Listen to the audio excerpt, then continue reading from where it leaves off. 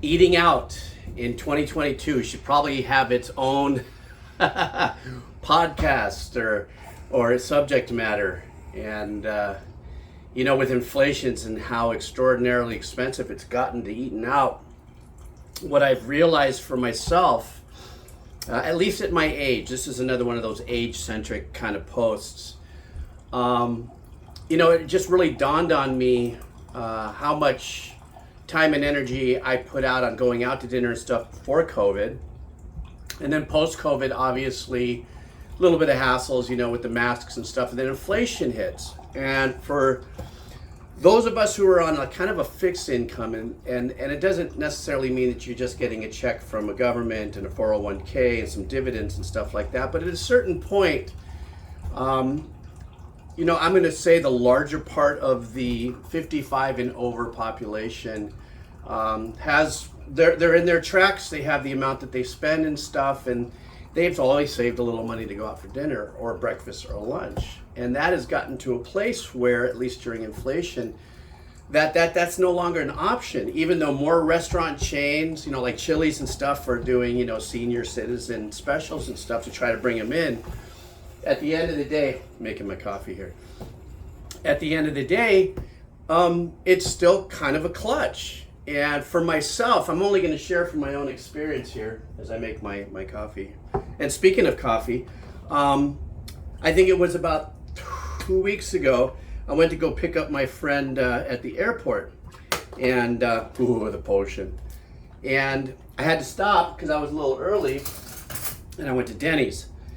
And that Denny's breakfast cost me $28. The Grand Slam, how do you do, and the cup of coffee. The cup of coffee was $4.95, in those really thick white, like 4 sips kind of a thing, And so as I was like going, wow, this is getting really kind of crazy. It's not that necessarily, quote unquote, I just can't whip out $35, tip and all for breakfast. But I think for myself, and I only speak for myself, but you guys tell me, for those of you who are a little older, it's not that you are getting tighter with your money as much as maybe just getting wiser, maybe, like going, wow, $5 for that cup of coffee. That when I went to Costco, excuse me, to get, I like pods, the little Kirkland pods and stuff. I know somebody's going to come for me in the comments about the plastic, but I do recycle. And so 180 Kirkland pods cost $36. Do the math on that. That's a cup of coffee. You just start to go, it's just not worth going out anymore. At least for myself financially, that $36, that $35 I paid at Denny's, I looked at it as going, dang, that's 2 whole chickens and, some salmon and stuff. And I'm eating for, a week to 10 days here at home.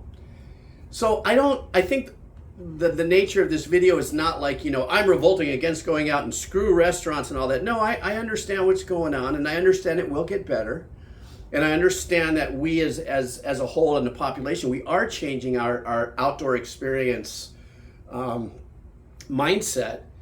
But at the end of the day, there's a little bit of that principle thing also that kind of goes, really, are you kidding me? Is this how bad it's really going to be getting? This is what's being forced upon us? As if we're going to be, creatures of habit and still continue to go out as these prices go up, And for myself, I'm a very simple man. I have a dozen things that I have to have, pineapples, sardines, poi, eggs, fish, chicken, vegetables and stuff. I'm not, I don't eat exotic. I don't go way out there. Maybe once or twice a month. I might go to a fresh fish market or something, support local, vegetables and fruits and vegetables and local fish and stuff like that. But at the end of the day, I don't know. I think just by becoming, just older, a little more wisdom, and even though I might have the leverage to spend that extra 25 cents or a couple dollars more on maybe going out, it's just kind of at a place where I'm like going, if it's gonna rent space in my head, and I look at that hamburger at $18 or that cup of coffee for $5, then I need to just kind of maneuver and change the way I address things. And once again, I don't see this. I want to reiterate, I don't see this as like, oh, they're screwing us and all. the economy does what the economy does, but each one of us responds to it as the best we can with what we have.